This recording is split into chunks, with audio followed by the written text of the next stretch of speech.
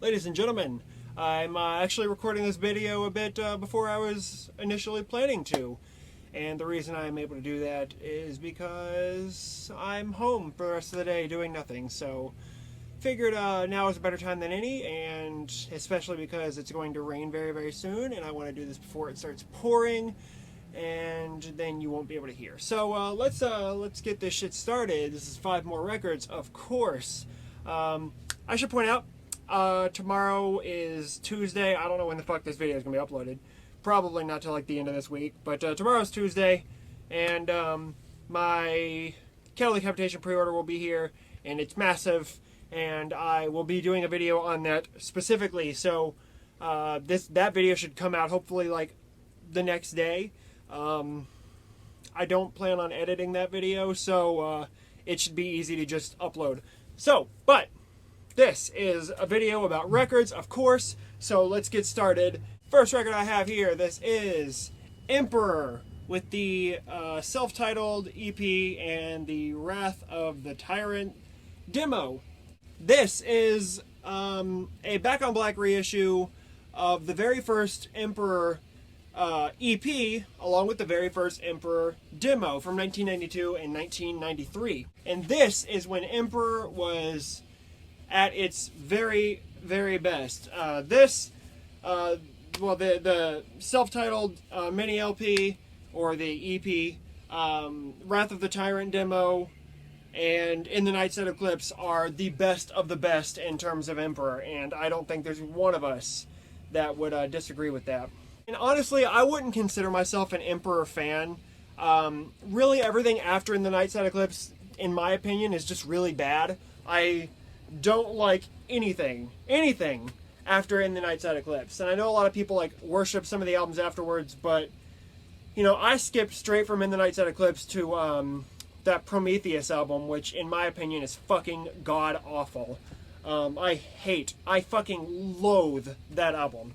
But this is very, very good in my opinion. This is back when Emperor had Mortis in the band as their bassist. This guy right here.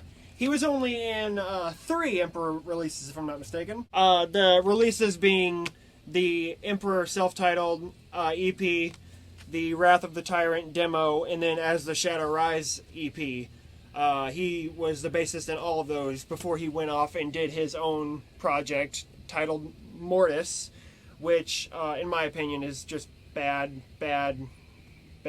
music. I don't like it at all. But this is, like I said, this is very, very good. This is Emperor, like I said, back when they were good. This sounds similar to In the Night Set Eclipse, if you can imagine that. It's just raw, old school black metal, you know, that has these sort of pretty feelings, I guess, to the songs. Like In the Night Set Eclipse, there were parts of songs that just sounded beautiful, if you will.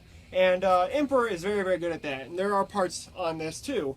A song that was on In the Night Set Eclipse, I Am the Black Wizards, is a good example of one. That's probably my favorite Emperor song altogether. So that's very, very nice.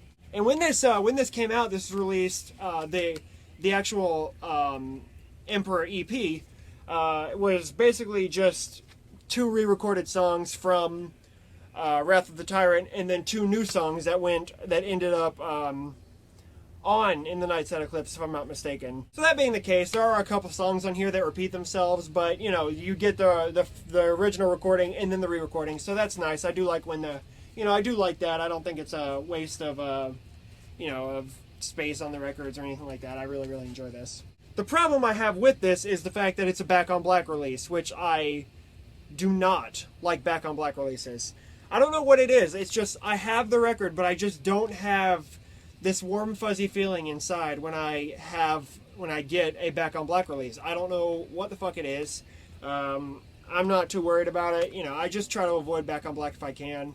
This is one of those things you really can't avoid Back on Black with. If you want these releases and you don't want to spend a ridiculous amount of money, Back on Black's really the way to go. So I'll show you the cover art here. I believe the cover art was done by a guy by the name of Gustavo Dore, or Dora, something like that. It was done in like the 1800s, so it wasn't done for the band, obviously, but he did the cover art, he did the art, which went on to be the cover art, and he also did this on the inside here, which looks very, very cool. I'm not sure if it says what year it was. It would be cool if it did, but I don't think that it does. Yeah, well, anyways, it says on the inside here, which I actually wasn't familiar with, it says all lyrics by Mortis. I didn't know that, but that's a fun fact. So there's the cover art there, there's the back. Again, the gatefold looks very, very cool. And both records are on black vinyl. Not anything too special there, but yeah. So that is Emperor with Emperor and Wrath of the Tyrant. I'll throw a couple song links in the description, one of each. Yeah, you should know what this is, but if you don't, there's links in the description. Next record that I'm going to show you is something we all know and hopefully all love. This is Agalloch with The Mantle. This is actually a bootleg, a grow, I think is how you would say it, bootleg. And that's fine with me because I've heard that these bootlegs are absolutely gorgeous. And when I saw one for sale, it wasn't that expensive.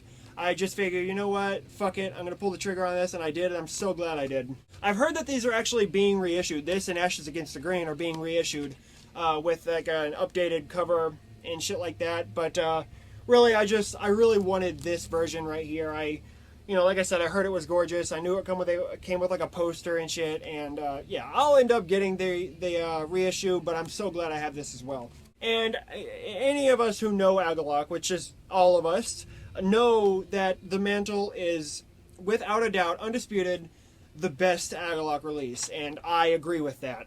The Mantle, of course, like any Agalloch release, does not fit into any one genre. It sort of bridges a gap between black metal and neo-folk and post-rock and all sorts of shit. But really, I just consider Agalloch black metal for the sake of simplicity, for the sake of saving time, and not having to go into a long conversation about genres and shit like that. So I think it's just easier to say Agalloch is a black metal band. And if you don't know anything about these guys, they formed in Portland, Oregon in like 1995 or 1996 or something. This is their second release after Pale Folklore, I think was the name of the first one.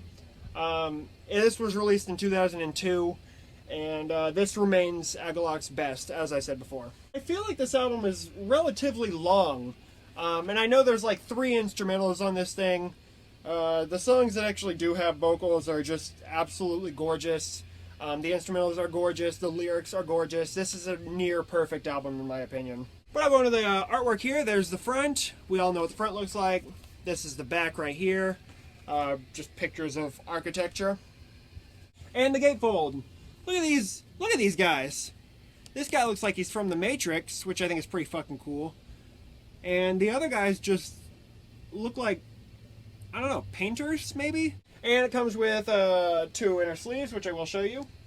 Agalloch focuses a lot on atmosphere, which I do enjoy because they're very good at creating a very sort of sad, somber atmosphere, while also writing very, very gorgeous music. And the vocals are amazing as well. The lyrics, like I said, are just really, really good.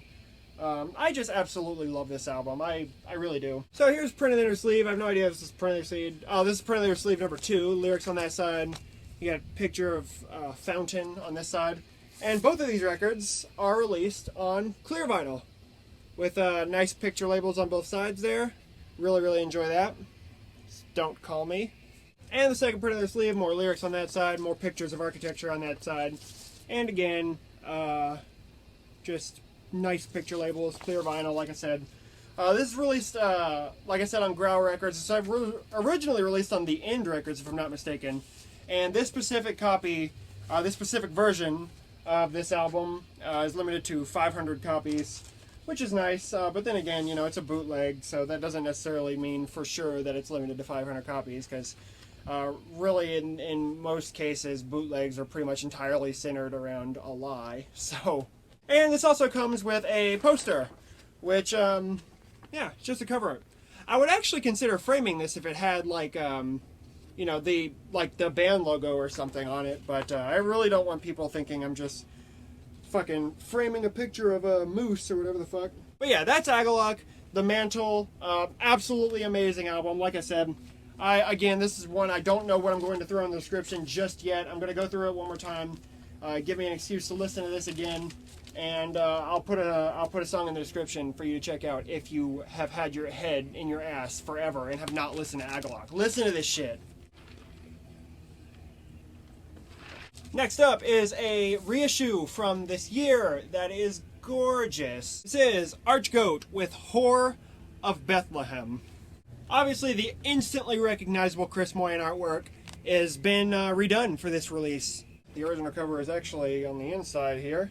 Yeah, that's the original. Just it looks a little bit different as this is like a skeleton version of that, which is very cool. This is Archgoat's debut album, which is strange considering that this band formed in 1989, and it wasn't until 2006 when they had their first actual album come out, which it's kind of hard to comprehend, really. Archgoat did have some material come out before Whore of Bethlehem. 2 demos, 2 EPs, and a split are the only things that predate Whore of Bethlehem. But this is one of Archgoat's best, in my opinion. Some of Archgoat's best material. This album was, from what I understand, Archgoat's sort of comeback material after like an 11-year break that they were on, I guess. From what I understand, they split up in like 1995 or 1995 or something like that. And yeah, so this came out, and I guess a lot of people must have been pretty excited. I obviously wasn't listening to Archgoat at the time. This shit would have terrified me in 2006. But yeah, if you haven't listened to this, it's what you would expect from Archgoat. It's fucking crazy, dark, evil, pummeling, nasty sounding, bestial, black metal, whatever the fuck you want to call it. It's very, very good. It's very, very evil, and it's very, very violent. But I will show you the cover art there. If you get a closer look at the updated Chris Moyen artwork there, and I will show you the back. Very nice. Now these reissues, this and The Light Devouring Darkness, which I do have, are honestly some of the nicest reissues I've ever seen. This is some of the best packaging I have for any record, and I will show you why. So the gatefold opens up like this. You get some artwork here, but it also comes with a bunch of pictures and a huge lyric book, which is attached to the inside of the gatefold, which I do have other records that are like that, but this one just, something about it just feels nice. So yeah, you can see that it's totally fucking gorgeous. And I mean, these things were selling for like 17 bucks on Hell's Headbangers. Though I didn't get mine through Hell's Headbangers, I actually got mine straight through Debbie Mormorty, which I kind of regret because I ended up spending a bit more, but whatever. Not really much I can do now. But this also includes a poster and a very, very nice looking record, but I'll show you the poster in just a second. So here's the vinyl itself, red with heavy black splatter, which looks absolutely gorgeous. You got the picture labels, both sides there, very, very nice stuff. And a poster, which I am in love with, of the original Whore of Bethlehem artwork. Very, very gorgeous indeed. I would frame that one, but I have the Light Devouring Darkness framed, and I think I might like that artwork a bit better. So whatever. So yeah, like I said, straight through Debbie Mormorty. You could probably still get this through Debbie Mormorty. I don't know if Hell's Headbangers still has copies of it, but like I said, if they do, it's like 17 bucks, and this thing is so fucking worth that. So definitely pick this up. Absolutely amazing shit. Archgoat is awesome. Get violent. Get Whore of Bethlehem. Listen to this shit. You'll fucking love it. I swear. Oh my gosh. Guess what I'm going to show next. Guess which band is making another appearance in one of my videos.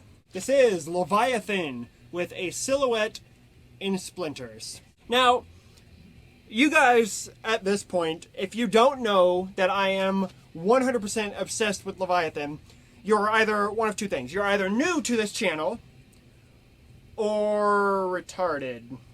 This, however, is the only Leviathan material that I am sort of on the fence about, and anyone who knows Leviathan well enough to know this release understands why. This is not a black metal release by any means. There is no recognizable black metal on this thing.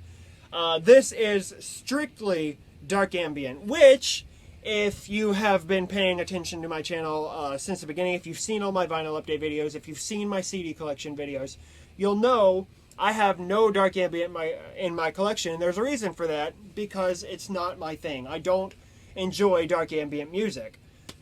But if I am going to listen to dark ambient music, it's going to be this.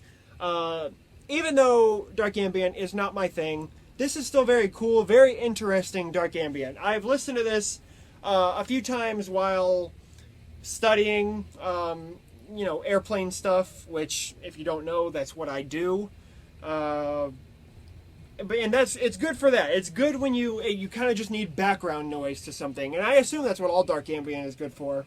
But this was originally released in 2005 through Profound Lore, and this is actually not an original. This is a Funeral Industries pressing, which, if you're familiar with the original pressing of this, and you can probably already tell because the cover looks a bit different. It's the same art, but just different. It just looks different. And like I said, this is just a compilation of dark ambient tracks, and yeah, I don't know. I don't know. It's dark ambient, but I still enjoy it. Honestly, I mainly got this because I am a completionist, as I've said before. I'll show you the cover right here. Super nice artwork by Rest, as always. Absolutely gorgeous. Love the moon logo up there. There's the back with the traditional Leviathan logo. And you got the song titles right here. Very, very cool song titles, as usual. Song titles like Traveling Over the Ocean's Skull, Blood Red and True Part 2, A Spell to Vanquish Sea Serpents, which I like a lot. It Comes in Whispers. Yeah, Slimmering with Horn of Woe. I like just normal Leviathan song titles, which are always very, very nice in my opinion. And I'll show you the record itself. It doesn't come with like an insert or something because there's no vocals on this thing. There might actually be some vocals recorded, but there's no lyrics or anything like that. Don't quote me on that. And the vinyl itself is clear, limited to 500 copies. Like I said, it's a Funeral Industries pressing. Yeah, clear vinyl is always nice. It does look very nice. But if you're trying to get into Leviathan, please God, don't start with this. This will not at all do justice to what Leviathan is known for, which is claustrophobic, scary black metal. Because like I said, that's not what this is. This is not black metal. This is dark ambient. So if you like dark ambient and you haven't heard this, definitely check it out. But if you're trying to get into Leviathan, don't start with this. It's just you won't be properly prepared for what else Leviathan has to offer. So yeah, that's a Silhouette and Splinters. Alright, and the last record I'm going to show you, I'm going to fly through this because I don't want this video to get longer than it needs to be.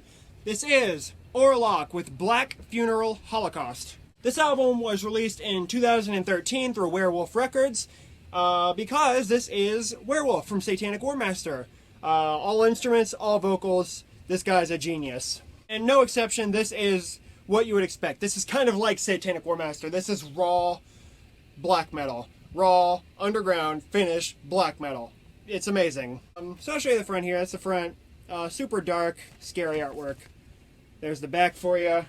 Comes with this cool lyric sheet here. It's just one-sided. And the vinyl itself is black, as you should probably expect. It's raw black metal. Yeah, not really much to say about this. Raw, finished black metal. That's all I got for you guys. Thanks for watching. Subscribe if you like it. And until next time, stay tuned and take care.